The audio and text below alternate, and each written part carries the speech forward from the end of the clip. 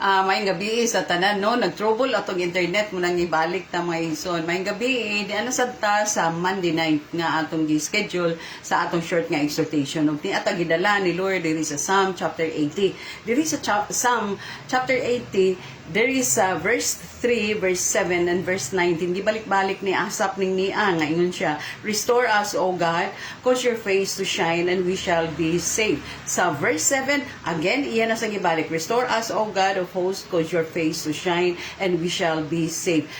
Sa 19, balik na po, "Restore us, O God of hosts, cause your face to shine, and we shall be saved." Matingala tangan gibalik-balik man ni Asap. Ngano, tungod kay iyang gidasig ang mga Israelita no to pray unto God for restoration kay ngano this is actually a prayer for Israel's restoration. Kay ngano doon ay mga panahon sa una nga kanang malimot manggod sila sa Ginoo, malimtan nila mga katilang buhat ni Lord giun sa sila pagkuha sa Ehipto, gidala sa land of promise, unya dali sila malimot nya on the way sila paingon sa land of promise, gahimo sila mga Dios. Nganong ingon ko nga gahimo sila Dios tungod kay diri sa chapter 81, ingon diri sa verse 9, "There shall be no foreign God among you, nor shall you worship any foreign God. I am the Lord your God, who brought you out of Egypt, into the land of Egypt." So, makita na itong atungod sa Diyos, tunay mga panahon nga silent gid si Lord, dili gid maminaw si Lord, dili nila mabati ang presensya ni Lord, nga galisod sila usay kung dili na nila kanang silent na sila, dili na nila mapaminaw, o di na nila makita ang himaya sa Diyos, o dili na nila ma-feel ang presence ni Lord. That's why this is a prayer for Israel restoration. O gibalik-balik ni Asap nga kaning to the extent nga kani conclude na to nga there is really a need of kaning constant and fervent prayer. And this is not actually applicable sa adto nga panahon na kundi bisan sa ato karon mga panahon na kay ngano dunay mga panahon malimot gyapon ta sa Ginoo nga labi na kung naa na ta sa pressure nga situation, nata sa problema inana nga mo resort ta sa atong human effort nga malimot ta nga instead of drawing near to God and calling upon the name of the Lord, didto hinuon ta muhimo og mga human effort, didto ta mangita sa mga pamaagi nato kaugalingon, og didto ta mo resort sa world instead nga moduol ta sa Ginoo. So ingon na ani gihapon ang atong kahimtang karon nga nagkinahanglan gihapon ta og fervent and constant prayer like this. The first one nga fervent and constant prayer nga ato ang ngayan himuon susama sa gihimo ni Asap dinhi sa gisulti ni Asap nga katulog gyud gibalik-balik sa verse 3, 7 and 19.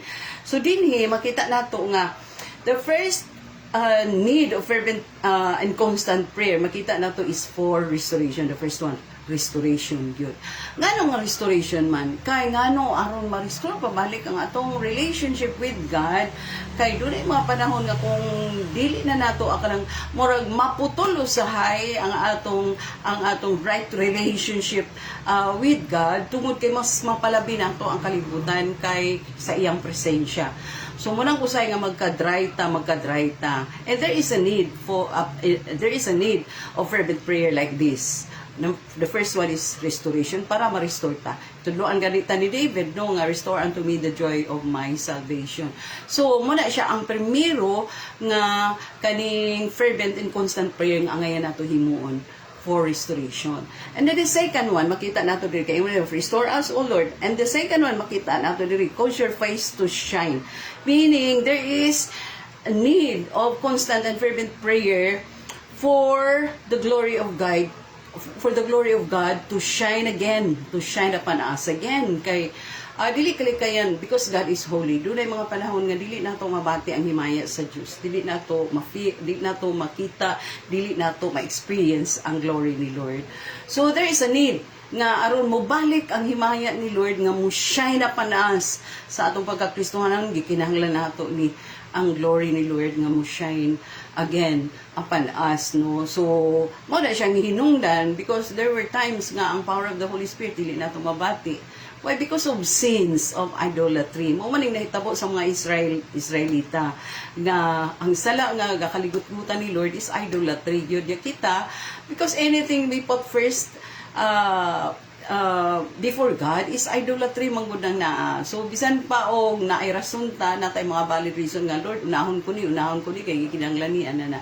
So it's a great insult kung mauna nato ang mabutang kalibutan nun kaysa presensya ni Lord nga nakaibalo manggita nga si Lord ra ang labing gamhanan nga makakaya sa pagsulbad sa atong mga problema. Wala na may lain, no? Ang sulbad sa atong dili kaya sulbaron nga mga problema si Lord ra gyud.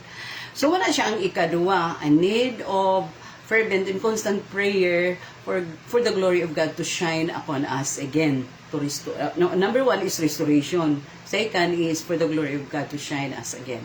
And then the third makita nato dinhi ingon dinhi and we shall be saved. Muna siya ikatulo no, and we shall be saved. Meaning there is a need of fervent and constant prayer for assurance of salvation to be restored. Sometimes sili nato mabati usahay nga assured bata sa atong salvation. Murag medyo gakawala na siya. Murag ang atong excitement about our salvation medyo gakawala na siya, gakahanap no. Instead nga excited ta sa kaluwasan nga atong naangkon, medyo na siya gakawala. Ngano man tungod na sa sins nga atong gakahimo along the way while we are in a relationship with Jesus Christ. So, kakawala na siya. So, makita na to, there is a need of fervent and constant prayer for assurance of salvation, for complete assurance of salvation, to be restored. Nga ma-restore yan na siya. Kaya kung mapasagdan magulay siya, mag-anam ka dry ang atong relationship with the Lord Jesus Christ, maunang mamay mong usa sa mga rason nga mo kaning mo drift away ta nga ang common kay nga term ana is backslide no ang usa ka Kristohanon. So there is a need of fervent and constant prayer during these times no sa mga Israelita, and it is also applicable to us these days kay gitawag man ta nga spiritual Israelites. So gikinahanglan gihapon nato nini ang ma-restore ta balik. Labi na ang atong first love, no? Actually, muna siyang pinaka-main kaayong nga butang ang ngayon ma-restore ang atong first love unto the Lord. And then the second is for the glory of God to shine upon us again, no? And then, the complete assurance of salvation to be restored us again in us, no? So, mauna siya ang mga tulo ka butang nga kaning there is a need of fervent and constant prayer like this. Kaning katulong nga gibalik-balik ni Asaph there is a chapter 80 verse 3, verse 7 and verse 19. No, gana tingala kung nganong gibalik-balik ni Asaph. Kay ngano ang atong gugma sa Ginoo slowly disappearing. Ang himaya sa Ginoo po diri sa atong kinabuhi is slowly disappearing.